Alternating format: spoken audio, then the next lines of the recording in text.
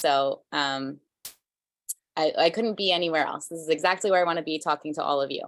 So thank you for being here. And I'm very excited to share, even if you get one little nugget of knowledge and inspiration today, then like get one step closer to a better and healthier version of yourself and of the world. So I want to first say what Perfect Foods is. Perfect Foods is a wheatgrass and microgreen farm. We started in Brooklyn, where my dad started it, and 40 years ago in 1982. And just quick, the story is that, you know, he had a friend, a hippie friend that was in California, and he was dispensing wheatgrass at a juice bar in Venice Beach, and people were lining up for it early in the morning, waiting, like begging for it, for every type of autoimmune and heart disease and inflammation and energy, and just like raving about it. And he was like, what is this stuff? He knew nothing about it. And he came back to New York and he told my dad, Harley, hey, there's this stuff, wheatgrass, that's in California. Nobody has it here in New York. We should try and bring it here, because anything that's cool in California happens here. So they were entrepreneurial and creative and innovative. And they went around to the stores and they, you know, said, hey, does anybody know what wheatgrass is? Did anybody, you know, want to know what wheatgrass is? And all the stores in the East Village said, yeah, we want it. West Village, sorry. And so they just kind of were like, had the motivation from something bigger than themselves, they felt, to do it. And we were the people who brought wheatgrass to New York. So all the wheatgrass that you see in the health food stores and the juice bars, these trays of wheatgrass, I don't know where most of you live. If you want to put in the chat where you live, whether it's in Manhattan, whether it's in Brooklyn, whether it's in the Bronx, whether it's in Georgia, if you live in the New York area, any tray of wheatgrass or wheatgrass shop that you have seen came from Perfect Foods, our indoor farm facility. So if you've ever had a shot of wheatgrass, it was from our farm. And then, you know, fast forward, they were doing it in Brooklyn, then they came upstate to Goshen. We're about an hour upstate from Manhattan. And we now deliver to every single juice bar and health food store, almost 500 of them. And we also deliver to people's homes, trying to get these amazing, life-giving, living foods into people's diets as much as possible, whether they're looking to support their immune system, they have heart disease, they have autoimmune disease, they have anything more serious like cancer, and they need something to really help their immune system and their blood to be oxygenated. And or they just want to support their body to be the healthiest version of themselves. Now, massive disclaimer, as I'm not a doctor and we are farmers, this is based on, yes, there is a lot of science, but majority of what I want to say is based on the experience that we've seen for 40 years that our customers have told us. And that is very powerful, because there is not one other resource that you can talk to that has as much of a wide variety and a long longitudinal case study of so many people using one product and such high success. So I want that to sink in, that like there's nobody else that could really have the authority on the topic than a company that's been doing it for 40 years and seeing people. Does that make sense? So where we're coming from is truly from a bird's eye view. And now a few years ago when COVID hit, my brother and I took over the business. We bought it from my parents and we started educating way more than we were before. Before we were just a farm. Now we're becoming way more of an educational resource for people, to help people to know how to do this. Number one, to grow it themselves, because that's the most economic way. And number two, of course, to know the benefits, because it's an easy way to get a lot of nutrients into your diet. And we know we need that, right? And number three, how to use it. So what recipes to make, how to make it something that becomes a ritual and a routine for you, how to get excited about it, how to not think of it as like a chore, but actually to like make it part of your life and to really get invigorated and excited and a part of this community. So we're here to excite you, to energize you, and to inspire you to be using living foods and fresh fruits and vegetables as much as you can in your diet, so that you can not only heal yourself and give your body what it needs to be healthy, but also to share it with your friends and your family and your community, because we know that that's what the community needs more than ever right now, is this. You guys with me? Okay, cool. So without further ado, I want to introduce my dad. He is the wheatgrass king, and he's just going to, for a little bit, share a little bit of inspo as to what Perfect Foods is and how like kind of substantial it is that we've been doing this for so long. Is there anything that you want to share, Dad, as far as like Perfect Foods and anything from your heart as far as what you can share here? Well, to tell you the truth, you did a pretty good job. I'm just gonna like forget it, okay? Hello, everyone. Thank you all. I saw all the lovely people that chimed in before, and thank you, Dr. Tettey. I think it is important for you to really get like who I am and who Perfect Foods is. So just think about this. Rebecca was talking about like when we started the business, talking about 1982. Perfect is when I started Perfect Foods, and back then there was no such a thing as growing produce indoors. Jack and I, lifelong friend, interesting. Jack and I did 2 science projects together, one in junior high school and one in high school. So to us, when we started this was going to be fun, and it was fun. It still is. Jack and I invented urban farming. We were the first ones to grow produce in the basement of a butcher shop on Brighton Beach Avenue, grow produce in a city and bring it into the city. No one could help us. We had to invent everything. I invented the lighting. I worked with Dr. Ott, who invented full spectrum lighting, and we made our own lights. There was only one kind of wheatgrass juicer in the whole world. And I knew Alden Lincoln. We became friends. The Dr. Squeeze Wheatgrass King commercial juicer and the Dr. Squeeze Green Queen household juicer that we make and we produce. That's from years of working with all the wheatgrass machine people over the years. I've worked with everyone, and I have to stress how much knowledge and experience that I have. Like Rebecca was saying, 40 years of growing and distributing. At least 10 of those years, I was the delivery guy. So I would go to people's homes. I would know what's wrong with them. I would see them get better or not get better. And I would really, besides that, I've also gone to the raw food retreats that are around the country. There's Hippocrates Health Institute in West Palm Beach, and there's the Optimum Health Institute in San Diego. There's another one in Austin. There's the Ian Wigmore Institute in Puerto Rico. I've been to all of these multiple times. I've consulted for them and showed them how to grow the wheatgrass better. I'm the consultant to the wheatgrass growers around the world. All right, and why? I'd like to explain a little why we're so good at it. Because we're serving the New York City market, and the New York City market is very demanding. It has to be perfect every time. And we were constantly being pushed. If it wasn't perfect, we would find it right away. We would be being told, this is brown or this is that. And we just kept striving to maximize the yield and maximize the quality.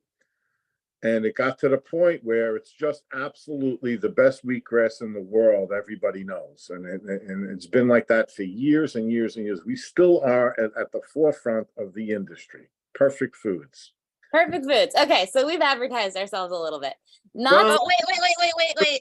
No, you wait. I have to stop you guys. I should wait. Okay. The reason that I'm saying this is so that everyone understands that I know what I'm talking about. Yes. And so that's why I said wait, because we got to do another round of applause, because I don't think you guys fully get what's going on here. We have the wheatgrass king on this Zoom here with us tonight because of a 3 a.m. wheatgrass order that happened through Instagram. So Sister Cutie, HeartSmarts Prayer Warrior, Sister Beverly, HeartSmarts Prayer Warrior, everybody come off mute and let's give them a huge round of applause and thank you. for being here with us tonight. So Thank you. Thank you so much. So Thank you. Thank you. Yes. Thank you. Thank Wonderful. Thank you. Thank you. Fantastic. Yeah, Yes. we're blessed. Marvelous. You're a blessing to Thank everybody. you. Thank you. And I'm so glad to be your I was always afraid of wheatgrass. Oh my God. I'm so proud to be your affiliate. God bless you. I hope you deliver Get it out to the community. Camillus. It's needed. okay, everybody, thank you. So now, Rebecca and Harley, you're free to go, and I hope you feel our gratitude for you all being here tonight. And thank you again. So go ahead. Okay, so I wanna say how much your community, you mean to me, because I have this little thing that anyone who I worked with in the earliest days when we were struggling and we were learning, I hold them in the highest regard. And your community had like some very, and I'm sorry, but I don't remember the names. It was 40 years ago.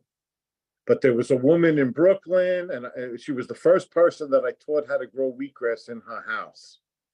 Years and years later, she was working for in the Bronx at a school that had disadvantaged kids, and they were trying to grow things in a greenhouse in the schoolyard to keep them busy. And they said the kids are losing interest in it because it takes so long from the time they plant it until they bring it to the green market. And she was working in the office. She happened to overhear it, and she walked in there and said, if they were growing wheatgrass, it would be ready in a week, and they would be able to see a turn from seeds into money in just a week. The Argus community, it was. I don't know if it's still there. So she was an important person. Health Thyself, in the middle, smack in the middle of Brooklyn. They were a big customer, and I was going there all the time. And there was a woman in Queens that was doing colonics. She was the first one that I knew that did colonics, and she did wheatgrass implants. There was a woman in Manhattan.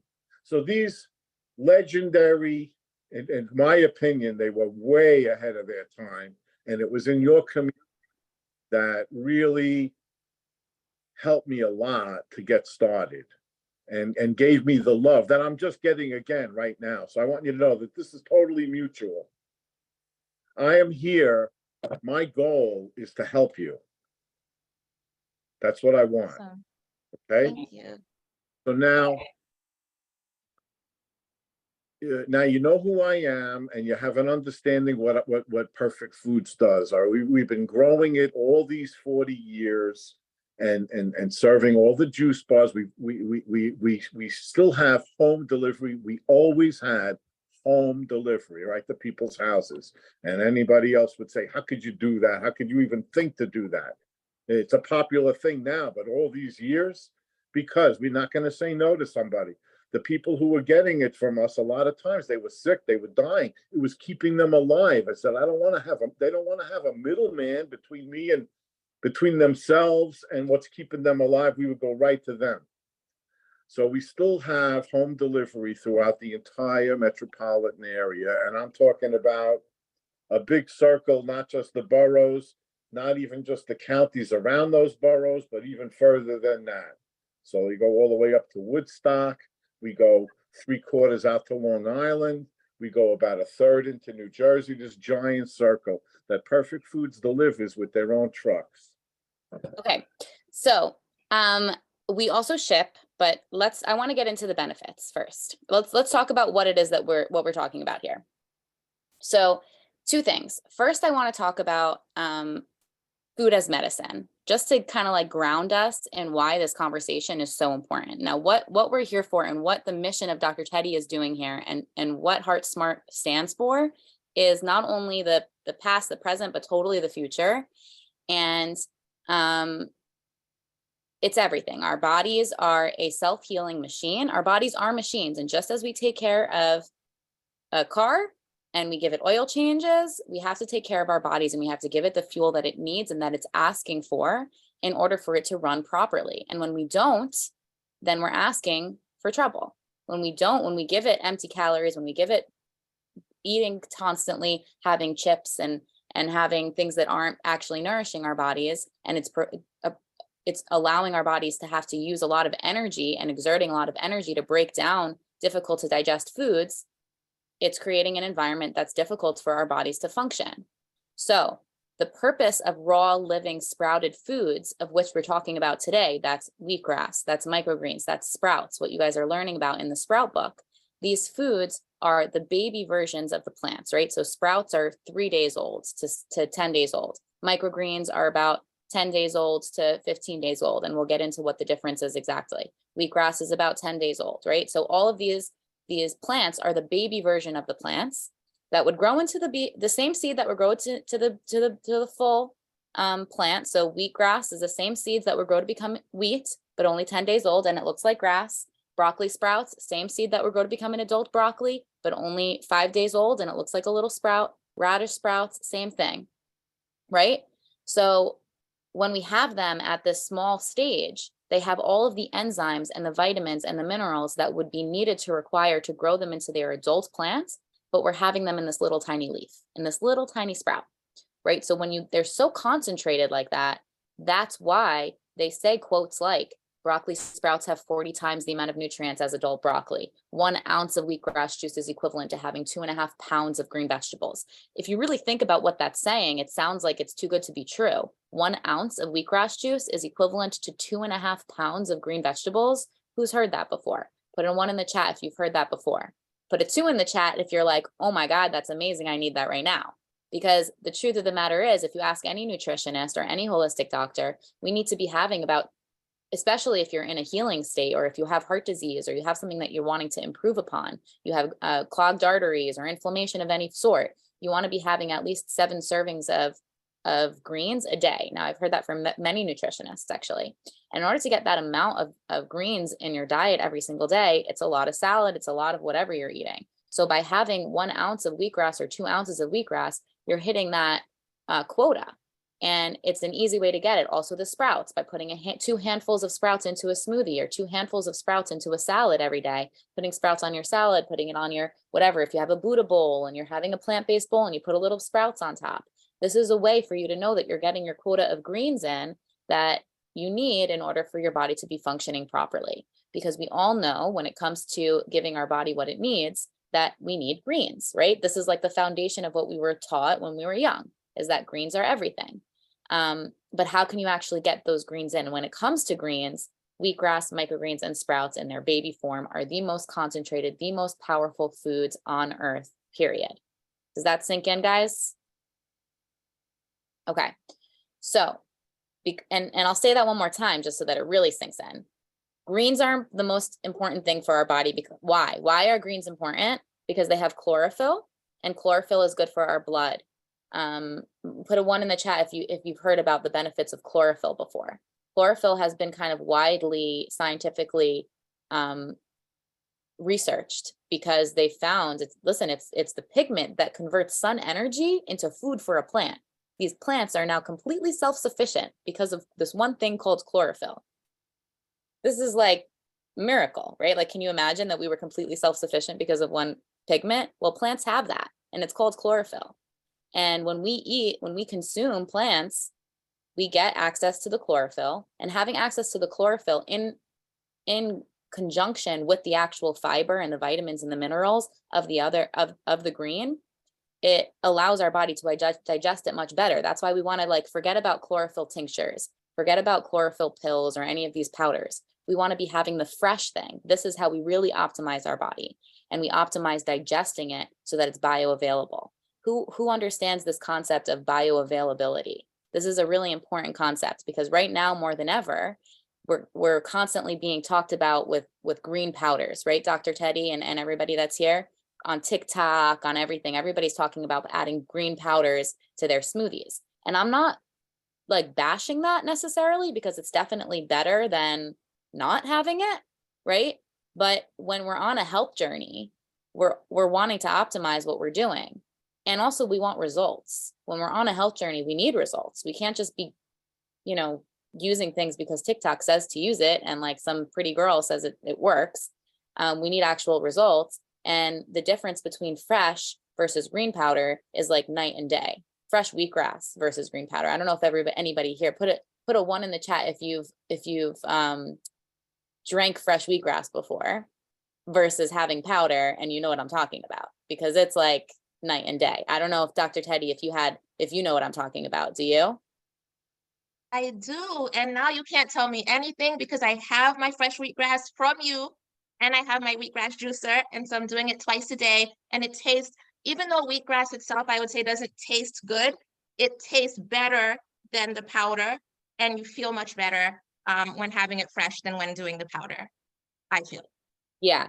So, and also the powders are like kind of grainy and like just funky, and they don't give you that kick of energy, that surge of energy immediately that wheatgrass does. And one of the main benefits of wheatgrass is that surge of energy. Not only the surge of energy, but also that it reduces your cravings. So that in the morning you have it to start your day off as a ritual. And I even make a prayer on my wheatgrass in the morning, just to really be grateful for it every single morning. And then in the afternoon around 3 o'clock, when you start to have that, like you need to pick me up, you're feeling tired, you're craving sugar, you're craving food, maybe you want a coffee, maybe you want a donut, whatever's going on, you have that shot of wheatgrass and you're good. Why? Because your body's actually nourished. And I always say this, and this is something to experiment as we go on with this, as you guys start to sprout yourself, as you start to get into a wheatgrass regimen, you're going to be experimenting with your body and seeing really what is your body supposed to be feeling like? What does it feel like actually to be alive? Because we actually don't know that a lot of times. Eating the way that we eat, standard American diet, we don't have access to know what it feels like to actually be living in our bodies the way that it was intended to feel. And that is like euphoric and like energized and like happy all the time and like feeling like waking up excited, going to sleep on time, and like having extra time in the evening and like feeling like you could do 5 more things on your list that you weren't able to do before. Okay, sorry, Dad wants to say something. So Yeah. anyway, go ahead. Say something. Hi, everyone. Everything Rebecca said is accurate, but I want to say a few things like so that you understand better. Okay, so among other things that I've learned over my career, that disease does not run in the family. Eating a certain way runs in the family. And when we're seeing among your community, and I think that this is the reason that we're even doing this, is higher levels of degenerative disease, heart disease and cancer and all kinds of things. These higher, and I've been hearing it in the news. It's a common knowledge. And the way that we eat, the way is the reason. And so we need to reverse that. We need to not only not eat the bad foods, but we need to eat the proper foods. And like Rebecca was explaining, fresh, raw greens, deep green leafy vegetables is proper foods for humans. I'm going to go back a little history, some kind of history that you're only going to get from me. When I started the business, the health food industry was really being built by these people that I'm talking about, right? These legendary women. And they were saying that food and disease are related. And at the time, the Food and Drug Administration was yelling loudly, it has nothing to do, food has nothing to do with disease. Well, as the years went on, it became abundantly apparent that those that were eating more deep green leafy vegetables had less of every kind of disease, and they couldn't deny it anymore. So they started just to say that one little thing. Okay, deep green leafy vegetables we have to have more of. And then ultimately, we now know that all kinds of different foods improve all kinds of different things, and that food is really important. The relationship between food and disease is extraordinary. The cause of disease and the cure of disease. So that's what's bringing us all here now, is that we want to explain that we have to change our diets, and there'll be a change for the better, and it's not that difficult. It can be done. So now, are we here? We're here. Okay. So Rebecca's talking about like the wheatgrass and the microgreens, baby vegetables, and she's 100% accurate. Wheatgrass is by far the most nutritious food known, where 1 ounce equals 2.5 pounds of the choicest vegetables. The scientist that did all of that research, when I met him one time and I asked him, what do you mean? And he said, if every vegetable was picked at its peak, it would take 2.5 pounds of that to make 1 ounce of wheatgrass juice. And that was just regular wheatgrass juice, not our wheatgrass juice, which is probably stronger because of the rich compost that we grow it in and all the things that we do. I hope that you take some notes. It's not going to be a lot of notes, but write down like that wheatgrass is the same as 2.5 pounds of vegetables, 1 ounce of wheatgrass juice. Write down that microgreens are 20 to 30 times more nutritious than the vegetable that they would be when they're full grown. And I want you to kind of understand that. It's kind of like, I don't know, we're talking about plants, but imagine like a 10-year-old kid compared to a 40-year-old person. You give that 10-year-old kid an apple, he runs around the block 6 times. He got tons of energy. We don't, when you're full grown, you just don't have that much. But in the vegetables, it's the enzymes and the hormones, the things that are making it grow quickly. Those, and when you eat them, you get those enzymes and hormones and all the nutrients. Basically, the little plant is absorbing light and absorbing nutrients and breathing the air and building strength to go to seed. We're normally eating the vegetable that has seeds already, but if you catch it before it goes to seed, you'll get all the energy that that little green had saved up, ready to spend on going to seed. That's the magic. That's why wheatgrass is so much better than wheat, and why broccoli greens is 40 times more than a broccoli, because it's like a baby getting ready to become a person. Okay, so now, it's not really in our best interest to teach people how to grow it themselves. I mean, we grow it and we sell it, but we care. And more than ever now, not only for health, but for food safety and food security, it would be extremely useful if everyone would know how to grow these greens themselves. So I think that, and it's also much less expensive to grow it yourself than it is to buy it. So I think that that's what we're trying to do, is to tell you that we offer the soil and the seeds and everything that you need to grow it yourself. And if you want to get it from us, that's a beautiful thing for us. If you want to grow it for yourself, we will help you. Okay. So I want to thank you. That was perfect. And it gave me, and as you were talking, I was kind of sharing a little bit into our ebook that we have. So I want to just kind of go through and answer many of your questions to get into a little bit more of the specifics. So the difference between sprouts, microgreens, and wheatgrass. A sprout, again, like I said, is the 3 to 7 day old sprout without soil, just taking the seeds, soaking it overnight, and draining it, rinsing it twice a day. And in a few days, it gets a little tail and it's a sprout. That's what Doug Evans is talking about in his book. And that is what you can learn to grow on your own without any soil, very easy. And we have sprouting kits that I'm going to share with you all at the end. We have like a beginner sprouting kit that comes with broccoli, radish, lentil, and mung bean seeds. And I'm offering you all actually 30% off. We were just talking about it with Dr. Tettey, what to give you. And I'm just like, I really want you guys to get it. So 30% off on our sprouting kits. And with that, you get our ebook. So at the end, I'll share a link to that. So that sprouts. Then microgreens is taking that sprouted seed, putting it into the soil and letting it get the minerals from the soil and the chlorophyll from the light for an extra like 5 days or 5 to 7 days or so.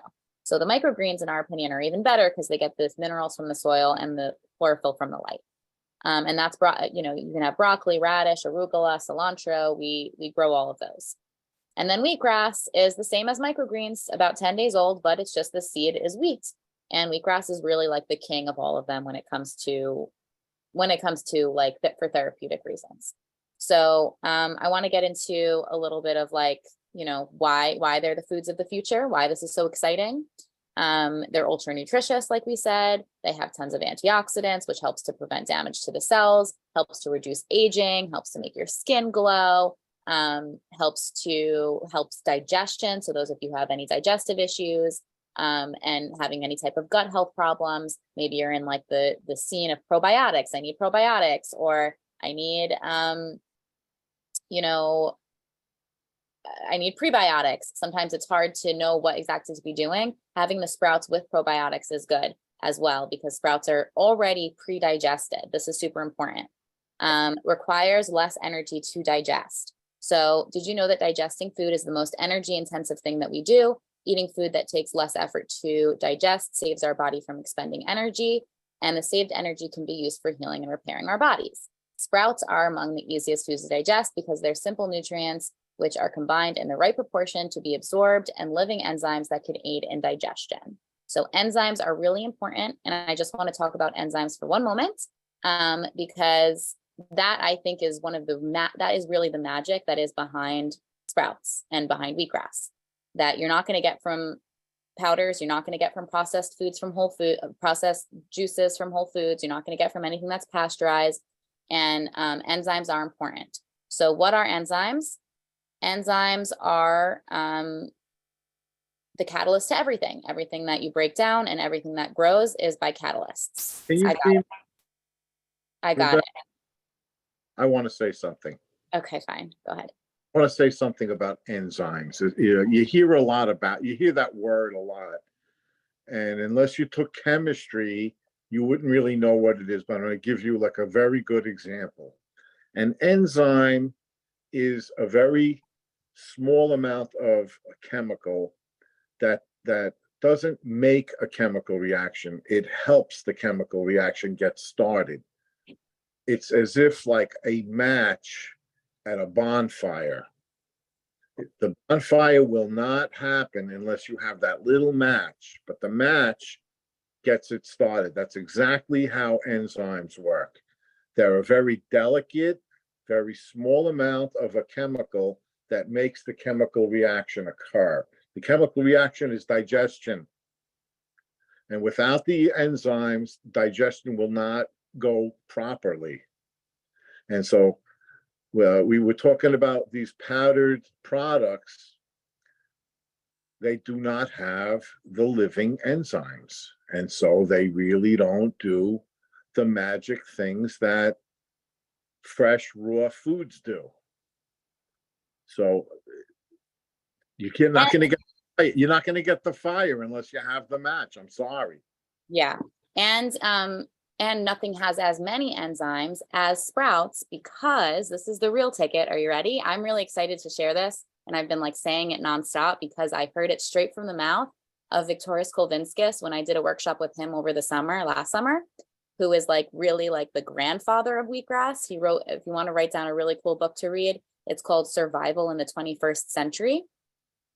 Viktoras Kulvinskis, he was a genius, savant, mathematician for MIT, and he got sick. So he wanted to, with that energy of like, how do I become a genius savant in whatever I want to do? He's started learning about health, and he found wheatgrass, and he found the Wigmore Institute in Boston, which was teaching about raw living foods. And then he became a huge advocate and one of the main educators on wheatgrass and sprouts and raw living foods. He's still alive to this day, and he wrote the iconic book Survival in the 21st Century in the 70s.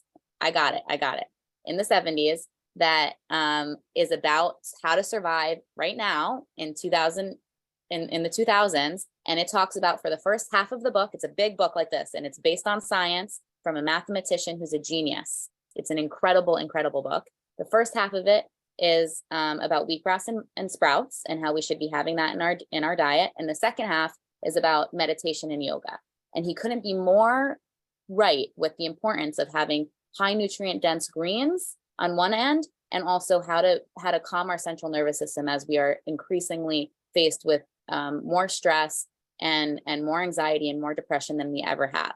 So for somebody in the 70s to have predicted that, he really knows what he's talking about. And the main thing that he tells us to be eating and to survive in the 21st century is wheatgrass and sprouts. Let that sink in. Let that really feel in every ounce of your being that you're exactly where you're supposed to be right now learning this.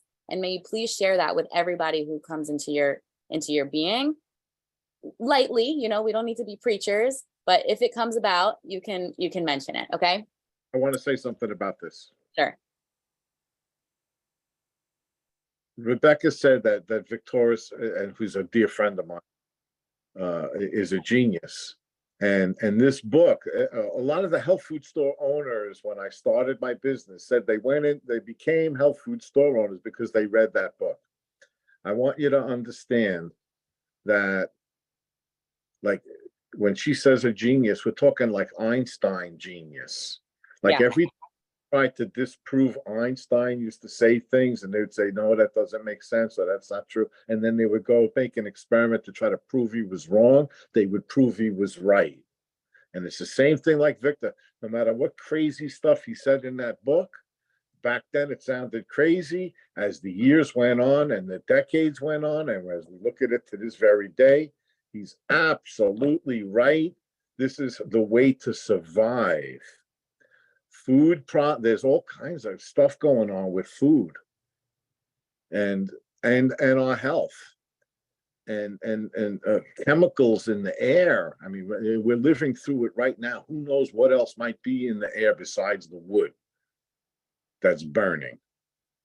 So the raw foods and the greens that we're talking about protect and defend and eat and expel toxins. They protect you from them and they expel them. Whatever he was saying is for now.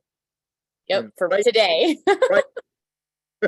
All right. Yeah. You hear it from us. Okay, cool. So I want to keep going because I know you guys are hungry for information, right?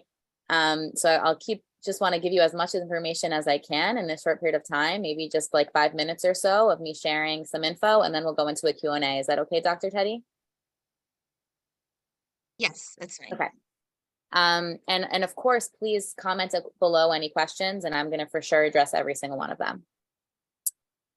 So fills you up and reduces cravings. I mentioned that afternoon, like starting to crave sugar, wanting to lose weight, but don't know how. Wheatgrass sprouts really do the trick on that. Like I go around with a handful of my lentil sprouts, my broccoli sprouts in a little Ziploc bag, or my sunflower sprouts when I'm leaving for the day. And like, that's my snack, you know, like I can't, I know it sounds like I'm a weirdo, but don't worry, I'm going to get you. You're going to become a weirdo too. Because they taste good, they're crunchy, they fill you up instead of having a bag of chips endlessly, right? Where you could just like eat it forever and you'll never feel full. You eat a bag of sprouts and you're full, and you're not only are you full, but you're satisfied. I had a friend and I made him a sprout salad, totally was not in this world at all, totally not plant-based. And he was expecting it to just be his side little salad, like a joke. He wasn't not expecting to like it, let alone like feel full and like stuffed from it. But I gave him a sprout salad and he was like, it was this big, not even that big. And he's like, I am full. Why? Because it's so nutrient dense that your body's actually satisfied. We barely even know this experience because we're so used to eating foods that don't give us what our body actually wants. Does that make sense? That makes sense. Okay. So, inexpensive, accessible, sustainable, yada, yada. Okay. We just use those words because they sound good. People go to institutes where they have nothing but these raw food diet. They're consistently amazed how little they eat and how full they are. Yep. the people who study it, the people who work there their whole lives and have seen thousands, tens of thousands of people come through, and many of them are doctors and scientists and experts in their field. And so the amount of knowledge has been, added on and added on to now we are absolutely positive of what we're talking about. Eating the not raw food diet, your body just is not getting what it needs and is always craving for more food. And that's why and look at the obesity rates today. They're astronomical because and we walk around, the amount of food that we eat in a meal would be for like a month. It's like enough food for a month, and you still want dessert. So when you eat this raw food diet, it's very satisfying, and very quickly after you get cleaned up a little bit and you're actually absorbing it all, you'll be amazed at how light you feel and how satisfied you are. And I'm telling you, we need this. You need. Yeah. One thing that I wanted to say also that's recently been coming up a lot, because like I said, we hear customers all day, every day. I had customers call me all the time. And I had a customer that is currently, she's currently fighting cancer. And she's having 2 ounces of wheatgrass in the morning, 2 ounces of wheatgrass in the afternoon, and another 2 ounces. And she's also having juice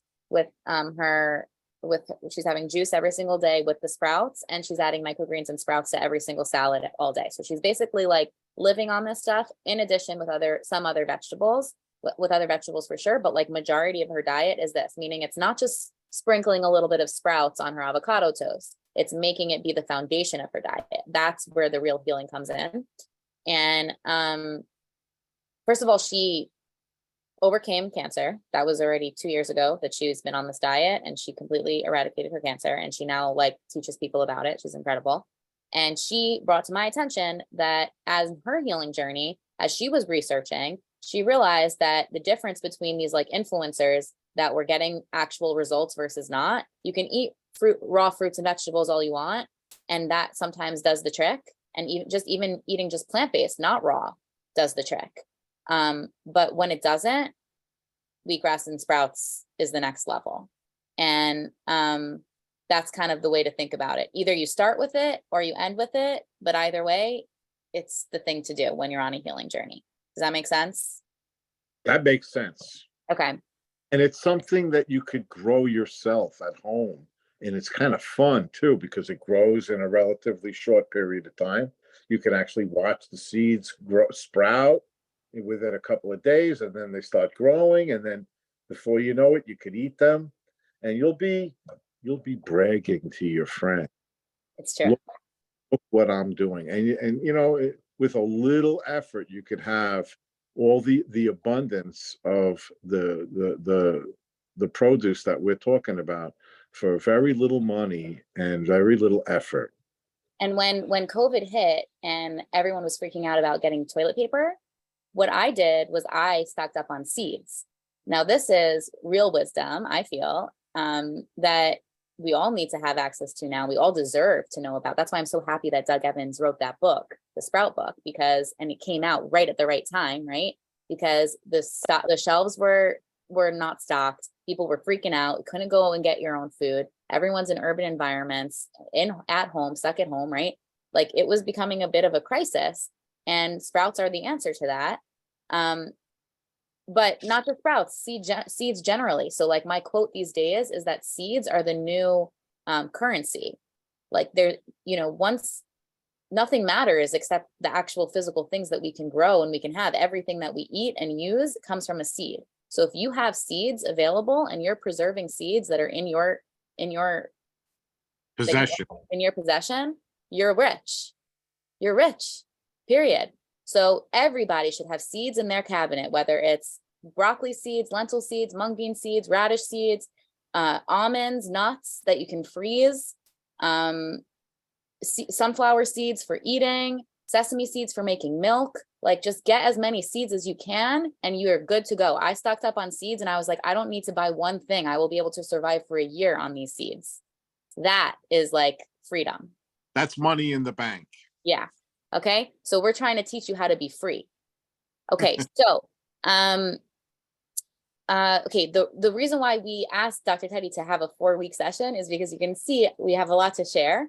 And I'm just gonna very briefly kind of sum up here the raw food diet, because that is where we're getting most of our information from.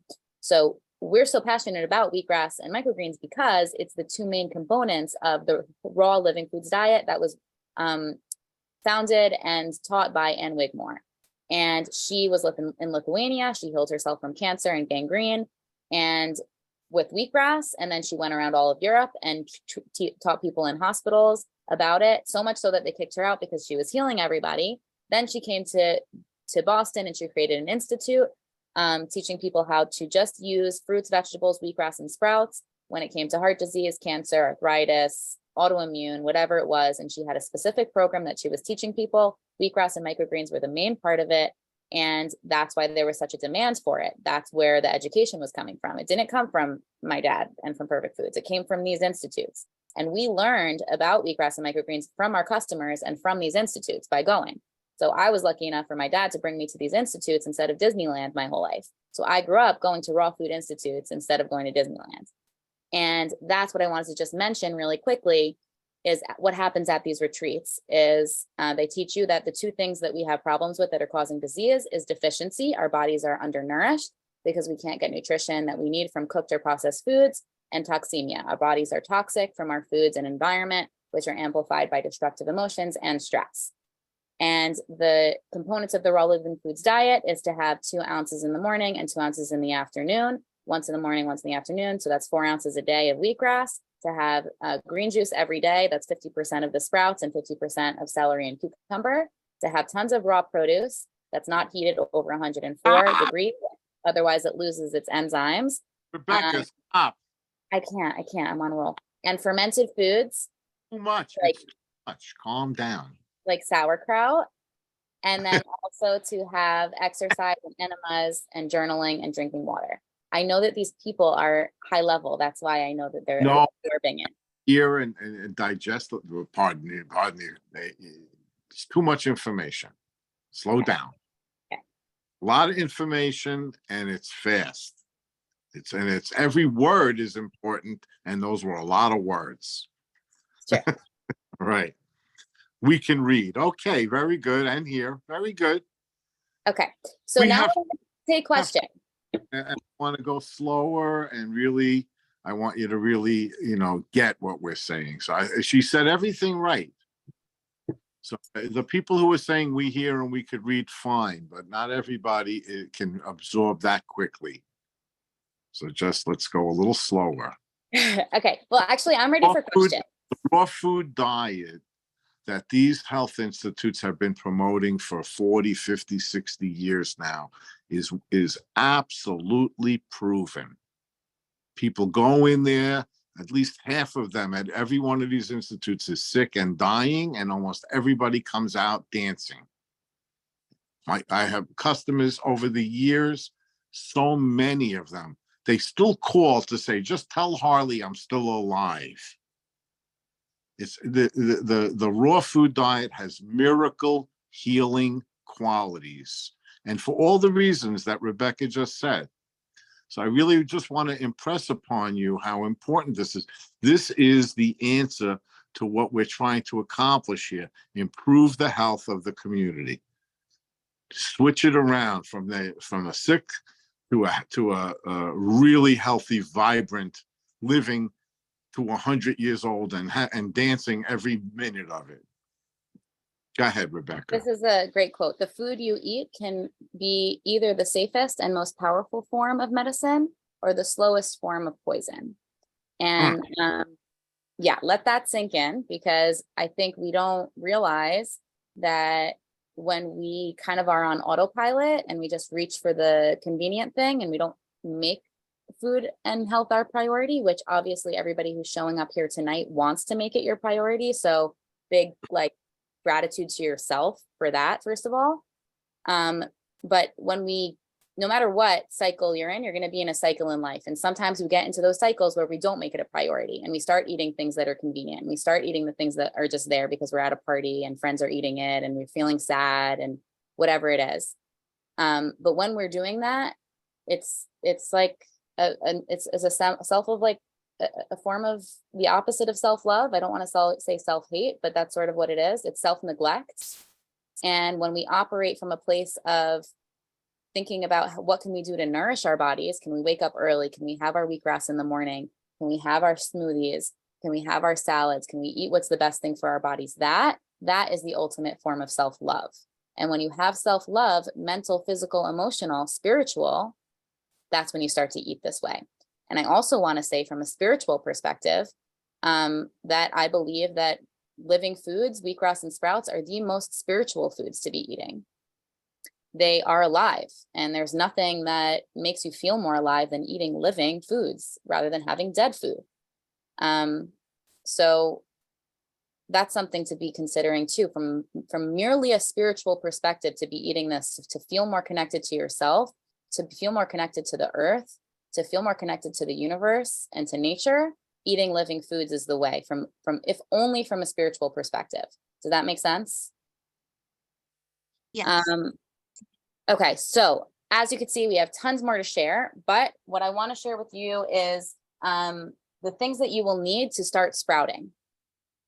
So this is how to sprout at home. So next week, we're going to do a more in-depth sprouting together.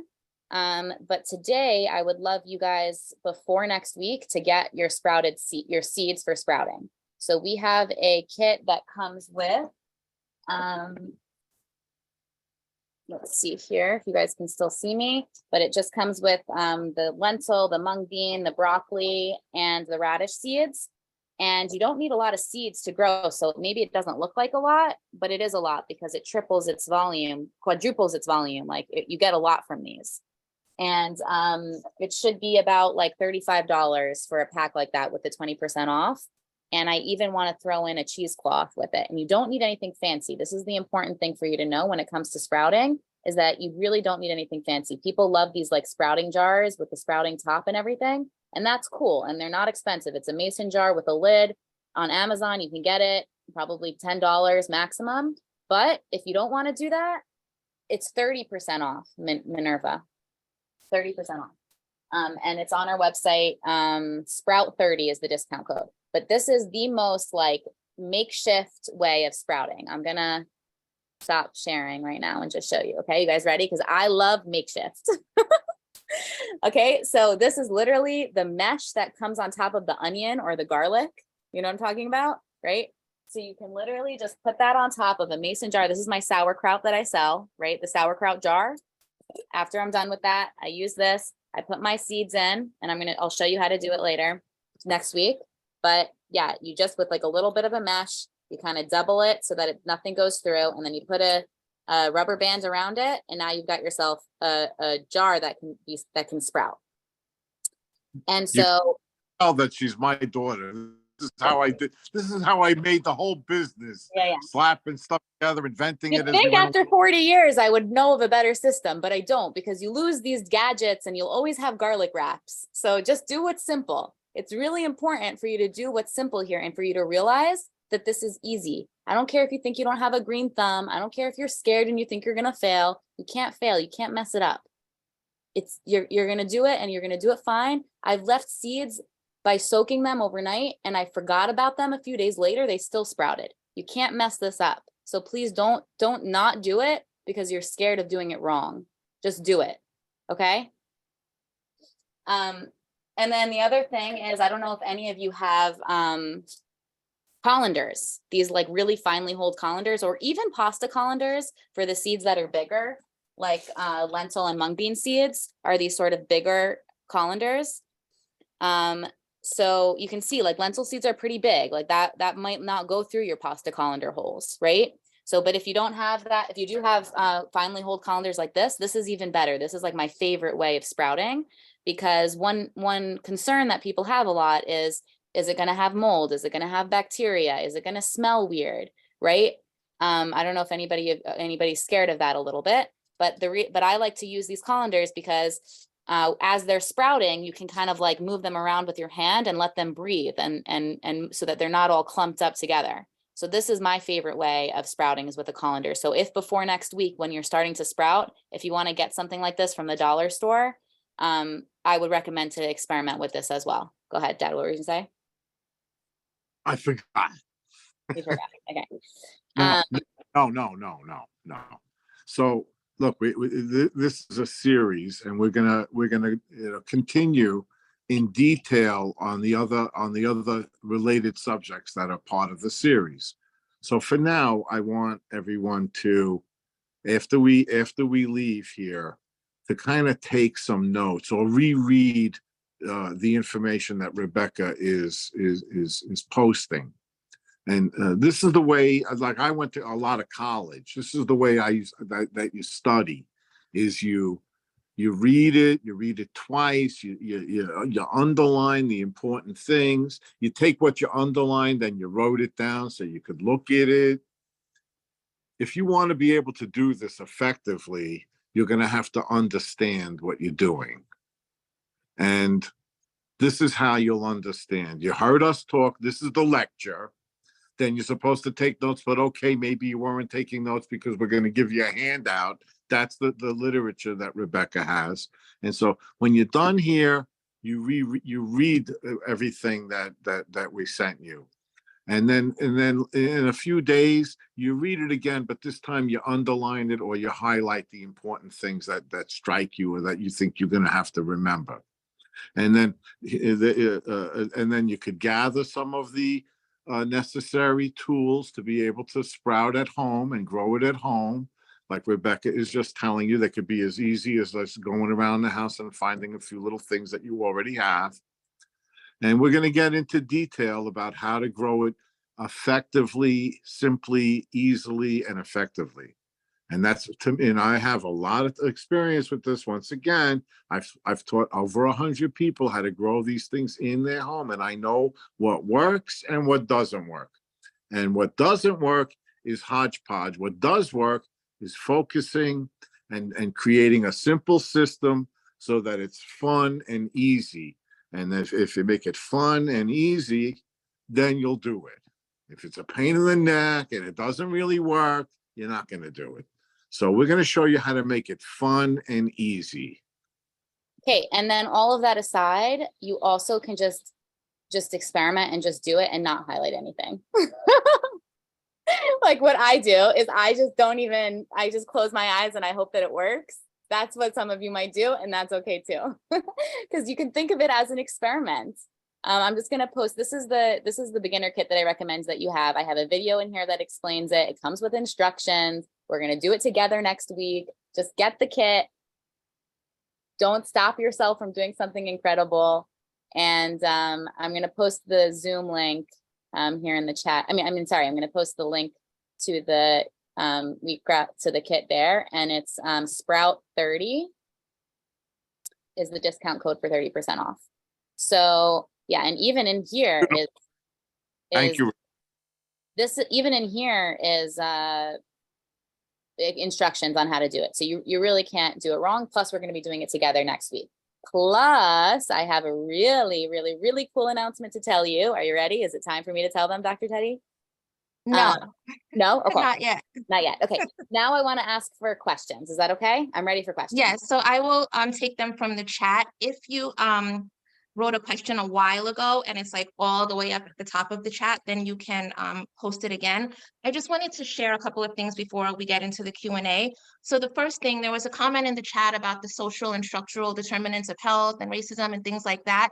So I often hesitate when inviting people who are not part of the HeartSmarts program into our spaces, because we talk about all of these things. And so sometimes people come in and you all haven't read the Sprouts book, and the Sprouts book is full of information about the social determinants. It talks about how sprouting is an excellent way to impact food deserts and things like that. So that conversation is not left out, but we have an hour today to get the information about sprouting and everything else. And so that is not the focus of this meeting, but we do honor those things. And that is a that is the point of HeartSmarts, to address all of these structural issues. So that is not ignored or anything, just to cover that comment.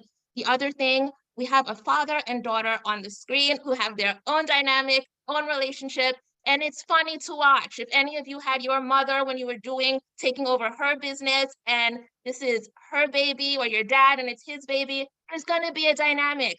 Just enjoy the information and move on. Come on. All right, so that's my 2 cents. All right, so the first question, we were reading the Sprout book, and Doug Evans talks about the mold. And that really messed people up, because we just finished that section this week when he's saying that if you don't take the moisture out, or enough moisture out of the space where the sprouts are growing, there's a possibility that mold can form. Can you talk about that a little bit more? Oh, it's, you're muted. You can unmute. Unmuted. I would say mold is the issue that master growers contact me about. So here is what I have on mold, and I'm telling everyone that I'm not holding anything back. So I'm giving you all the information that I can. Let's see. There are a lot of factors that could cause mold, and any one of them could cause mold, and any combination of factors. So one of the main factors, I would say, is the quality of the seed. If you just go into a health food store, and buy sprouting seeds, there's a good chance that a lot of those seeds are not going to sprout. And if they don't sprout, then they can get moldy. So seed quality is key. And we spend a lot of time and effort searching for the seeds that we have. And this is not just a commercial. It's like a department. When we get low on a particular seed, we source out, we 10 different suppliers that we know, and then we try them, and then we try them again, and then we get a second sample yet again, and only then that we see a very high level of sprouting, that we'll get those seeds. So the first thing is, it could be the seed. Another thing it could be is that could cause mold is the temperature and humidity. The climate. So now in your home, if let's say if it's hot and humid in your house, good chance you're going to have mold, and good chance you're going to have problems growing anything, because none of these things want to be in 80 degrees and high humidity. In a nutshell, and to try to bring it home simply, the environment should be such that a baby would be comfortable if it was like naked. So that's not too hot, not too cold, but it could vary. It could be hotter but less humid, and you would be comfortable, not break a sweat. It could be colder but humid, and you would be comfortable. So, but when we're in our grow room, when we want to make sure that it's right, we just walk in there and see how it feels. It should feel comfortable. It should feel comfortable that you could work a little bit and you're not going to break a sweat, and you're not going to be cold either. So temperature. So then you could overwater, and if you overwater, that could kill some of the seeds, and then the dead seeds are going to get moldy. So that's another thing. So the long story short, the real answer is that everything has to be perfect in order to avoid the mold. And then it's avoided. We have very little mold on our greens, because we do all the things that we're going to tell you about next week. The timing, the quality of the ingredients, the amount of watering, the climate control. These things are all equally important, because they're all links in a chain, and any one of them could break. And they're all things that you could probably easily do in your home. You want to be comfortable. So if you're comfortable in your home, you probably have the right environment for the greens. How much to water? 1 or 2 tries, and you'll get that right. And with our help, you'll get it. It'll be the first time. The seeds, you're getting the seeds from us, so that's a big hurdle that you don't have to worry about. The soil also could be problematic if the pH, if it doesn't have the right nutrients. Same Okay. thing. Okay. Yeah. Okay. So that's So mold. no, I wanna, You I can wanna. avoid doing everything right. That's how you have to avoid mold. Okay, but again, the father-daughter connection here. It's all good. This is like it's a beautiful thing because it is generational and it's super cool. My dad knows every single ounce of every single detail of large scale commercial growing. That's not what you guys are trying to do. You're just trying to sprout some sprouts in your kitchen. So mold is not a problem. Don't worry about mold. Mold doesn't happen when you're just making a little bit of sprouts in your container. Like it might happen if it's really, really hot or something, but especially if you're using these colanders, it's not something that you have to worry about. And with the seeds that we're sending you, lentil, mung bean, broccoli, radish, it's just not something that you have to worry about, seriously. So don't overthink it. I agree with Rebecca. Sorry. We like to have zero mold. You don't have to worry. Yeah, you don't have to worry about it, really. Okay. So, and then some people had some questions about the seeds that when we deliver, if you were to buy the kit today or tomorrow, especially if you're in New York, and even if you're not in New York, you should most likely get it by next week. So if you're not in New York, Yeah. you'll get it next week. If we have to send it by USPS, but if you're for sure in New York, it's gonna next day get there. So I would love for you all to get that now so that you can have it for next week. And we're going to actually sprout together. There's something really beautiful about everybody being together. Put your first seeds into the jar together and watch as it grows. And even post pictures if you have a Facebook group or something like that, and see how everybody's sprouts are doing and see how we're adding them to salads and stuff like that. Like it's a really fun process. I've done this before, and it's very fun to be sprouting together. So I would love for you all to do that. What's the next? Rebecca, I wanted to ask you, in case people just don't get it from your website, are there specific brands, you may have said this already, but just to repeat it, on Amazon, perhaps, that you would recommend, or specific places, other places perhaps that someone may get seeds from, and also for international people as well? Okay, so for international people, yeah, there are, I got it. For international people, there's Mums. For international people, there's Mums. And that is the place in Canada. And it's MUMMS, like mums.com, something like that. You can Google that. And that's for Canada. They're actually in Canada and they have excellent seeds. Also, if you go to the supermarket and you look for lentils, any lentils, you can sprout those lentils for $2. So talk about economically affordable. Any lentils that you get from the supermarket are lentils you can sprout. Are they organic, non-GMO? You can look to see if they're non-GMO. But again, don't get too caught up in the details of doing everything perfect, because that's going to stop you from doing something amazing. So if you're not ready to spend $30 on getting seeds, which I think you should, because you're going to get a wide variety of all the different things and get to experiment with all of them and get the best seeds. But if you don't want to, that's fine. Go to the supermarket and get yourself a pound of lentil seeds for $2 and start with that. So this is everyone should be starting. Everyone should be doing this. There's no excuse. If you have $2, you can get yourself a bag of lentils, and we'll see you next week. Like Goya, like Yep. over by the soup beans. Yep. They'll likely work substantially. Sharon, I appreciate you saying you love the father-daughter dynamic. Just love us. It's just family. All right, so Rebecca, in the Sprout book, and again, for those of you who are not in the HeartSmarts program, I highly recommend you get the Sprout book, or at least watch some of Doug Evans' podcast interviews, just to have more of a foundation for this and have more information. But the Sprout book is excellent in terms of answering any possible question that you could have about this. And so one of the areas in the Sprout book talks about alfalfa sprouts, and how if there's any sprout to possibly worry about, it would be the alfalfa sprouts. The question in the chat is asking about salmonella. Is there any concern about any type of adverse reaction that could happen from, first, the type of sprout that you have, and then from sprouting in general? Okay, so first of all, we don't have alfalfa sprouts in the kit for that reason. for that reason, and also, and mostly actually because it's the least nutritious of the sprouts. It's like not even the king of the sprouts.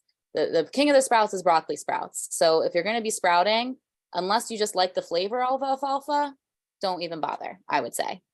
Number one. Number two, as far as bacteria, salmonella, E. coli, things like that, the hype about that being a risk happened a few years ago, more than a few years ago already, probably more like 6 or 7 or 10 years ago. And there was an outbreak of E. coli with alfalfa sprouts that were commercially grown in large scale. And it like killed and got people, I mean, it got people sick. I don't know if anybody died, but it definitely got people very sick. And it made like a recall, and it made a big hype on the news about sprouts having bacteria. But considering how much we get that from how dangerous raw chicken or anything could be, in the grand scheme of things, it's not that intense. It just like scared people because it came out in the news a while back one time. So in the grand scheme of things, I think it's pretty negligent. And also the reason why there was bacteria was because it was commercially grown large scale, and things can spread and happen. And there's more risk when you're doing things large scale than when you have them at home and you can like see with your own eyes whether it like smells funny or like, you know, it's been sitting in its own filth for a while. So I really want to stress that with the seeds that we're sending you, the lentil, the mung bean, the radish, and the broccoli, that you're not going to have a problem with mold. And I'm going to make sure that that's the case by teaching you how to do it in a way that you're rinsing it. As long as you're rinsing it twice a day, you're not going to have a problem. So I think that people get scared when they're, you know, bacteria can kill you. You can be hurt. I'm trying to do something good for me. I'm scared. It's coming from a place of fear, and honestly, I think from a place of misinformation. Not to say that Doug Evans is wrong. He's right that is the most risky, but it's still not that much of a risk. And just don't mess with alfalfa then. So really don't freak yourself out about it. We've been doing this for long enough to feel confident to tell you that. If I felt like there was something to worry about, I would tell you. I don't want anybody getting sick. Seriously. Go ahead. I have some history on the subject because I was there the whole time. All right. So some alfalfa seeds, and it was always with only just alfalfa seeds. If the farmer let the seeds like fall onto animal waste, and then it found its way into a commercial grower, and then in the commercial growing system with the heat and humidity and the moisture, bacteria that came from the waste got onto the seeds, and then people ate those sprouts, and then they got sick. Okay, so now I want to put it into perspective. The government never liked the health food industry because we're good, and they don't like that. So they latched on to the fact that a few people got sick, even a few people died. But if you look at some statistics and see like that, you know, 100,000 people die from aspirin every year, and it was really something that was negligible. Not negligent is the word that Rebecca used. Negligible. All right. Meanwhile, that was like 20, 30 years ago, and over the years, the industry got a lot more careful, and in fact, organic seeds have to be tested to make sure that they're free of any kind of pathogenic bacteria. So our seeds, we know, are safe. And the only way that they would not be safe is if they had bacteria pathogenic bacteria. They're not going to just form that under your care. So I would say that it's completely safe. Some people said that one person said Sprout 30 wasn't working, the coupon, but there are 4 people who used it already. So if you want, I'm gonna put my email in here. Anybody who has questions, actually, because I don't want to keep you guys all night here. I'm gonna leave my email here, and you can actually email me, and I will do my best to email you back. And if not, I'll get to you next week. But please, like, if anybody's having any technical issues or you want to say something, and I would like to sort of, I feel really bad about the dynamic, or if anybody feels offended in any way, like, that is the opposite of what I'm trying to do here. So please know that we're coming from a good place wholeheartedly. And yeah, so please, if anybody wants to address anything to me, please do. Yeah, let's keep going with questions. So one of the questions that came up was about gas and broccoli sprouts and someone having excessive gas because of that. So the Thank you, question Dina. would more so, the question would be, so we read Fiber Fueled, that book, which is also discussed in Sprouts.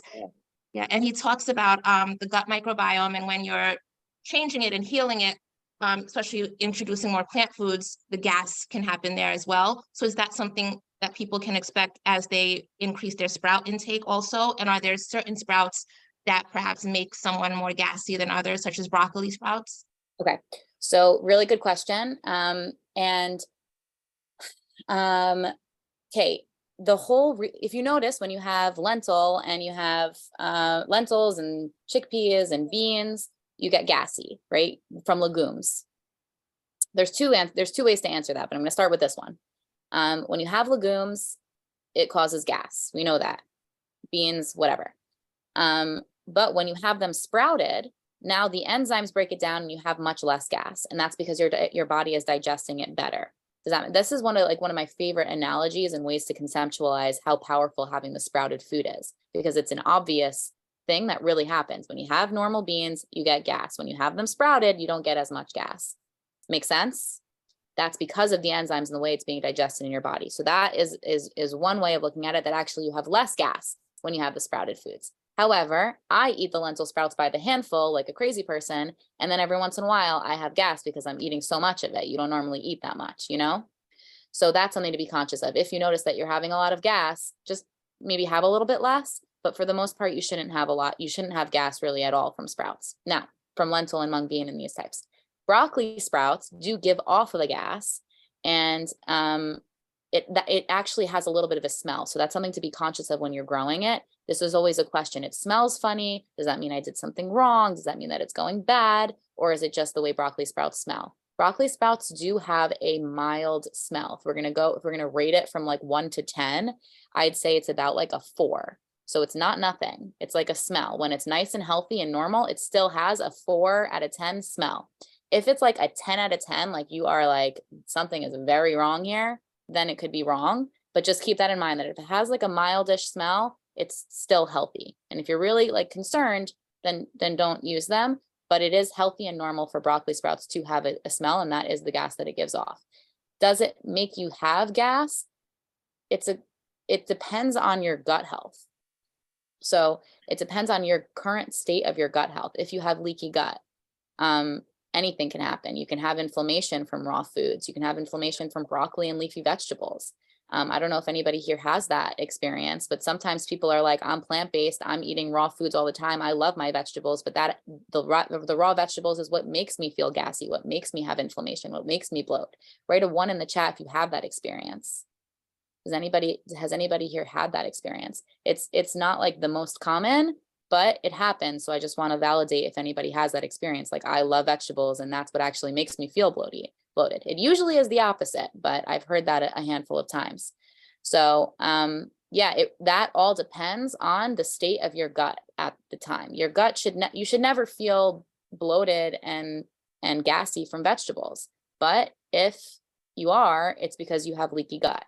And that's a whole nother thing to that's a whole nother thing to address. And that's why in our website and in our boxes, we have sauerkraut. We sell sauerkraut as well. So that's about having fermented foods and probiotics. So, those of you who are exploring our website a little bit, you can get the sprouted seeds for next week. And then we're going to continue to talk. And if you want, you can get a package of some of the stuff that we have already that's going to help to build your microbiome and have that. And the fiber is important as well. And one person said, I'm very backed up. Sprouts are great for constipation. because yeah, they have the fiber, and they also have the enzymes for digestion, and they have the vitamins and the magnesium. Magnesium is great for constipation. Sprouts have a high level of magnesium. Joanne said sunflower microgreens cause gas. In my experience, I've never seen that, felt that, or, so each person's body is different. But I'm curious if Joanne, if you'd like to write or come on, even if you'd like to share what you're basing that on, but that's not my experience. So Rebecca, I'm going to do like a rapid fire. So really quick, like 1-sentence answer, so we don't keep you guys too much Okay. longer. Go for Are it. there any contraindications for sprouts and wheatgrass for special populations like pregnant folks, insulin resistance? And the person says they've heard contradicting data on this. I will say before you answer that information is also in the Sprouts book. He does talk about special populations, especially pregnant women, in the book as well. I can't say it enough, especially for those of you who just got the link today and decided to join. The Sprouts book is an awesome Audible. So if you walk or if you just want something to listen to, you don't have time to read it, it's a 4-hour Audible. You could listen to it tomorrow and be done with it. But a lot of these questions are in there. Another book that I just mentioned, and I think Rebecca, you co-sign on it, is Fiber Fueled. And I think these two books and these two processes go together, the gut microbiome and the sprouting process. So again, for those of you who are not in HeartSmarts or who have not read Fiber Fueled yet or the Sprouts book, I think you should invest in those if you can, and that'll help to answer a lot of these questions. And also, if you get my sprouting kit, or really anything from us, I will send you this ebook that I was just showing you. And it's much longer than what I showed you. It's a beautiful, every single thing mapped out perfectly. And it's not as long as the Sprout book, obviously. So it's very concise, exactly answering the questions that you want. Wheatgrass, microgreens, sprouts, foods of the future, the ebook that I was just sharing this whole time, I sent to you for free. So that's another incentive. But okay, so to answer your question on the contraindications for sprouts and wheatgrass. Yeah. So, okay, for people who are pregnant or nursing, the main reason why doctors are wary of it, and you'll see contraindication of that, is because anything that is fresh and has potential for bacteria, they're always going to be scared of for anybody who's pregnant or nursing. So they're going to be extra cautious on that. So I would say quite the opposite. It's the best way to know that you're nourishing your baby. And my mom used wheatgrass throughout her pregnancy as in nursing. And I know many who do. In fact, even for those who are having trouble with fertility and getting pregnant, this year alone, I had 3 customers who, after a month of drinking wheatgrass every day, got pregnant after 2 years of not being able to. So as far as fertility, pregnancy, and nursing, I believe that they are great. But that's with a huge asterisk of totally like not medical advice. But from my experience, that's what I've understood. And then as far as, yeah, go ahead. I was going to go to the next question, but if you're going to say something else. So I want to say something about it. Quick. Okay, so pregnant and nursing. Having wheatgrass and raw foods is tremendously beneficial to the development of the baby and the feeding of the baby. However, one does not want to detox during this process. So I suggest that having the wheatgrass and the microgreens, but in relative moderation. It would be much better to do it before you get pregnant. But if you're pregnant or you're nursing and you want to start slow. Don't have too much of it where you would begin to detoxify, because that could cause some stress. Okay. So what that means as far as slow, to be clear, that could be as little as having a half an ounce of wheatgrass a day. Twice a day. Yeah, and so like about an ounce a day. And then with sprouts, like a small handful a day. Just to give you a visual or an idea so that you don't get nervous, like, am I having too much or am I having too little? You should really be fine with that. Just a very modest amount is much better than nothing. Okay. And for people who are going to start making these amazing sprout salads, are you supposed to put dressing on top of the sprouts? Yeah, and we have dressing recipes, and I even have a dressing recipe in my ebook, and I'll go over some recipes next week as well. So yeah, I will definitely share some recipes with you guys over the next series. Okay. Someone just said, want to make sure it's the beginner sampler package with the wheatgrass, and it is not. That is fresh product that we deliver to you, including frozen wheatgrass. So the kit is the beginner sprouting kit, and I'll send the link again. I'm going to put it in. Okay, keep asking questions. I'm with you. I want to address the dressing quickly. That just say that you can't just put a blue cheese dressing out of a bottle on these microgreens and expect it to do the same effect as not. So dressing is okay, but it should be light and healthy. Oh, well, I'm planning on giving you guys like really special recipes next week, so you don't have to worry about that. Yes, and that. Yeah. Okay, thanks. Are Brussels sprout seeds good for sprouting? No. Next. All right. Can we swap out the radish seeds with the sunflower seeds? In this kit, no, but I sell the sunflower seeds on their own. $25, I think, for 5 pounds. So I would just get, yeah. And the lentil seeds are, I think I charged as much as you would get for, at a supermarket anyway. So it's like a couple dollars for that. It's not a big part of this kit. So if you want the sunflower seeds, get them additionally. But also I even would say maybe just to wait on the sunflower seeds, because I do recommend to grow those in soil, and that you require soil and trays and a light and all that jazz. So I'll talk about that next week. Okay, and some people on the call live in smaller homes or smaller apartments, and they're wondering if they will have enough space and sunlight for sprouting. And so again, that's when I would say read the sprout book, because he says that's the perfect kind of situation for doing it. Anybody can do it, no matter how much space you have. And so you can speak more to that, the concern about space and lighting, sunlight.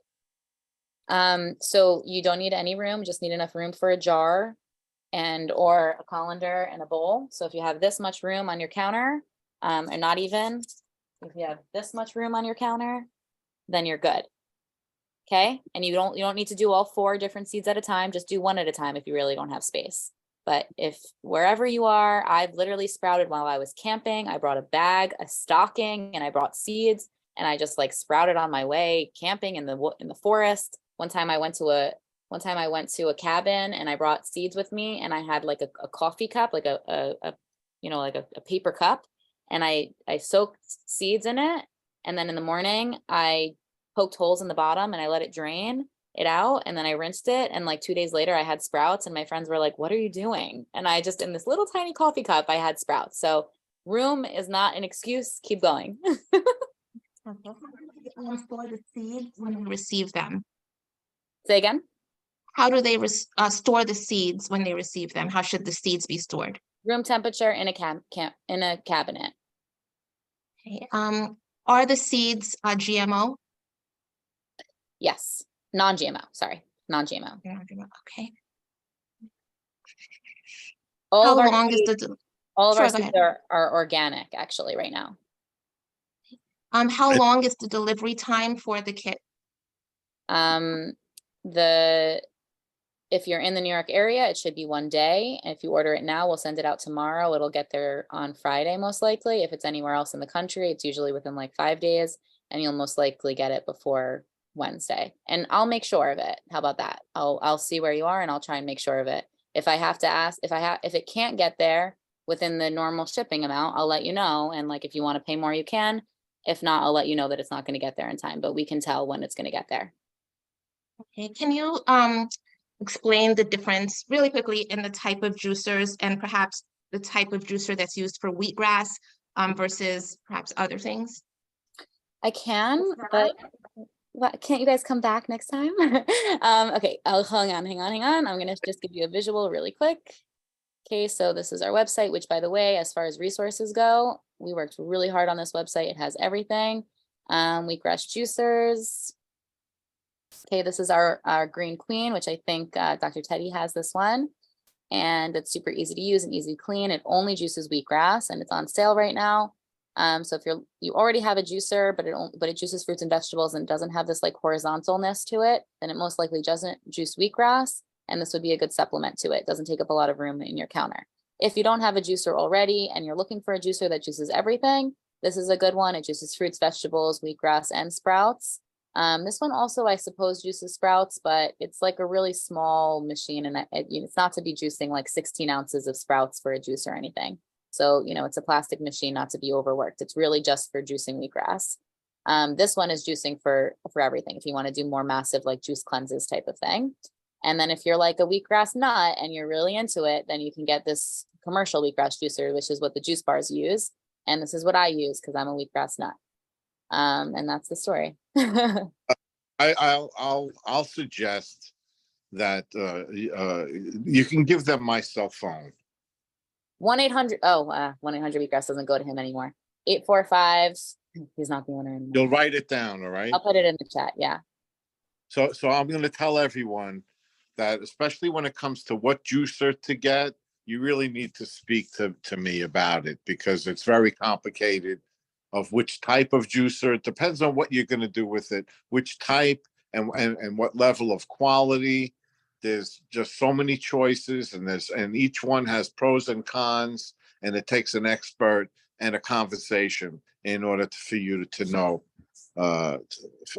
for us to help you get the perfect juicer for yourself. This 2-second thing is not gonna do it. We're going to talk about it also in the third week. So in 2 weeks from now, we'll talk about the wheatgrass juicer. All right. So call me if you want to buy a juicer and you don't know what to do. You can give me a phone call and I'll help you. Awesome. Oh, someone just said too late. I have a Nama. I want to say about the Nama, thanks to Justine, which I hope she's still on here. She's just recently did my cleanse. The Nama J2, actually, if you chop up the wheatgrass really finely, like in 1-inch little chops, and you put it in, you can juice it up in the Nama J2. And that is like a wonderful thing. She juices it up in bulk and then she freezes it and has little shots that she takes out and drinks in the morning by thawing out in a warm bowl of water. So if you already have a Nama J2, you can use that with wheatgrass by chopping it up finely. If you just throw the wheatgrass blades in, it won't juice. So chopping it up is the key. Okay, great. And in full transparency, I just wanted to share, I don't have that wheatgrass juicer. I got one off of Amazon, but I did buy my wheatgrass from Perfect Foods, and I bought 1 tray and 2 bags. And Rebecca, as you said, I've enjoyed juicing from the bags. It's been easier. The tray takes up a lot of space in the fridge, as you shared with me. So going forward, I'm going to be ordering from the bags, but I also just found it easier to juice from the bag. So I'm just saying this for people who are really excited right now and they're about to go and order everything. Also, Rebecca, can you just briefly explain for the tray, that's not something that's going to be shipped in the mail, that has to be delivered in person, right? So we have these trays of wheatgrass and the pounds of wheatgrass, so the bags and the trays. But if you want to get a tray for whatever reason, just because you're excited about having a full tray, that's only in our delivery region. But I would just generally, for simplification, recommend everybody just get the pre-cut pounds and bags. And that can be also even shipped countrywide. So whether you're in our delivery region or you're not, we can get it to you. And if you want like to put a package together and you just want it to be super easy, if you go at the top here, shop, and then quick order, and then shop, quick order, and you can see all the different products that we have. Someone said, is the 30% applying to everything? It's not, it's just for that sprouting kit, but we make this super easy. So like, let's say you wanted to have 2 ounces of wheatgrass every day. You can get like 2 or 3 pounds of wheatgrass. You can get a pound of sunflower greens. You can get some pea. You can get a little tiny buckwheat, whatever, some broccoli. And then we have these like raw vegan sprouted crackers. We have sauerkraut. We have some snacks here. Bada boom, bada bing, and it's easy. So, okay. Anything else? No, so I think you can unshare, and then I will introduce the surprise that you're going to share with them. And so, as I was telling you all, Rebecca and I met because I was ordering wheatgrass from their site, and one of the things that we talked about in the conversation was the Sprout book by Doug Evans, and she shared that she knows him and that she's one of the, this Perfect Foods has worked with him on his sprouting journey. And so, Rebecca, you can take it away. So I Well, reached no, let me add this. And then she said, would you want him to come and speak to HeartSmarts? And I almost fell on the floor because what? And so now you can take it away. So I reached out to Doug Evans and he is coming next week. Okay, it was a little anticlimactic, but it's a big deal. And he's gonna be he's gonna be on the road. Like, we don't know exactly how professional it's gonna be. As you see, we're very professional here. He said he's just whatever he can do to chime in, and just having an ounce of Doug Evans is like the most fun. He's so fun. We love him, and my dad has known him since the very beginning, and we supplied him wheatgrass when he owned Organic Avenue back in the day. So we know him very, very well, and he is coming on next week. So everybody, please come. And thank you. I mean, just huge thank you for cheering us on, for listening all this time, spending time during your evening, like, to take care of your health and learn about sprouts. Like, who are you even? You guys are awesome.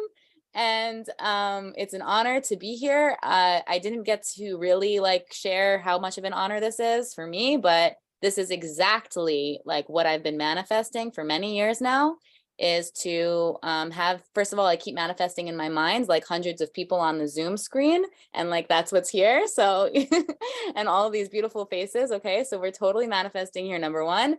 Number two, I happen to be a very spiritual person, so for this group to be from more of a spiritual perspective is totally in line for me as well. Number three, plant-based, being funded by New York Presbyterian Hospital, and from more of a medical standpoint, and helping people to be healthy from a preventative place is so what is needed right now. So for me to be a part of this in a big way, it's an honor.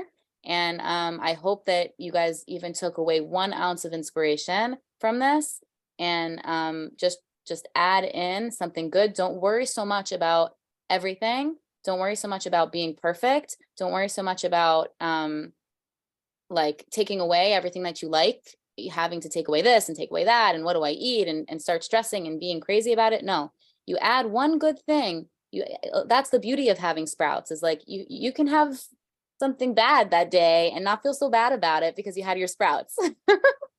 You know, so the most important thing here is to be operating from a place of joy and operating from a place of gratitude.